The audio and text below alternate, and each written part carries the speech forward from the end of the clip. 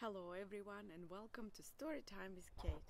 Today I'm going to talk about questions. Questioning is one of the teaching practices that teachers underuse, especially in early years. This age, from 0 to 5, is the age of fast brain growth, and that's why it's very important to ask questions. Questioning technique is an effective way to extend children's language, also to demonstrate or model thinking skills and facilitate problem solving. It also helps children to interact, clarify their thoughts, help them to learn some concepts, ideas, object qualities, and is really important for STEM or science, technology, engineering and math learning. Questioning is one of the most important practices for inquiry-based learning, which is promoted in Australia in early years context, and of course in primary school as well.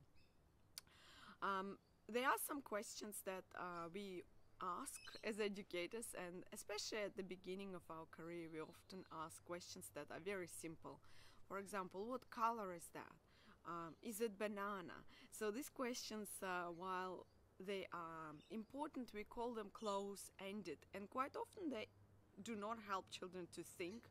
They do not extend on children's play, but they do the opposite. They interrupt what children are engaged into, and that's why they are quite useless. So the pedagogy that is concerned about questions and inquiry created a classification of different types of questions. Today we're going to talk about different types of questions you may ask instead of asking what number is that or what color is that. So number one, comparing questions. Who is bigger, you or me? Who is older, you or me? Which is the biggest, the puppy or a dog? Etc. Compare. So that's number one. Second one, evaluate. Is it better to put our hats on before we go outside or when we go outside? So they need to participate in decision making, and these kind of questions help them to do so. Next one, analyze. Why was the old man mean to the children? So analysis questions are amazing when you read books or sing songs. So you can ask why cheeky monkeys were afraid of the crocodile. If you are reading a book that is very interesting, you can ask lots of questions that invite comparison, evaluation or analysis. Next type of question is classify. How could you sort the blocks? How could you sort the socks? How could you sort loose parts or fruit or animal figurines, etc. And next one is reconstruct the experiences. So this is more like an open-ended question, invitation to tell you something, and this is one of my favorite types of questions.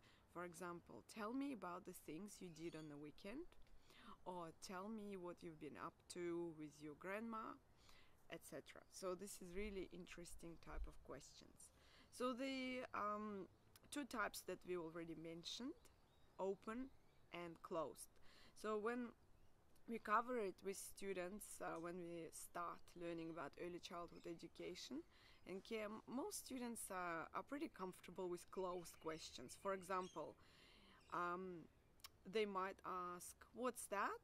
And this requires one word answer. For example, what's that? It's a banana. Or what's that? It's an orange. If you want to identify a person, animal, object, of course it's a good question to ask. You also can ask your favorite what color is that question. It is closed question. You might ask questions that evaluate whether you or the person like it. For example, do you think she like it? Yeah. Or how many puppies can you see on this picture? Or how many bikes are there? So these questions are still important, but they need to be used in combination with open questions. For example, open question is the one that requires extensive extensive answer. So this really stimulates language development. It does stimulate discussions, and children actually think when they answer these questions. Sometimes, especially during group time, they don't know what to say, and you need to give them time, or even provide with some props, or probing questions, which would be our next discussion. So open-ended questions start usually with something that helps you to explore information or opinion or attitude. What do you think about? You can ask, what do you think about friendship? Or how do you think your friend feels when you? Or tell me about your painting. That's one of my favorite questions. Tell me about the story you are drawing at the moment. Tell me about the play you are playing, guys. Or tell me about your weekend. So again, open-ended, closed-ended questions, very different types of questions. Next time we will talk about intentional questions and probing questions.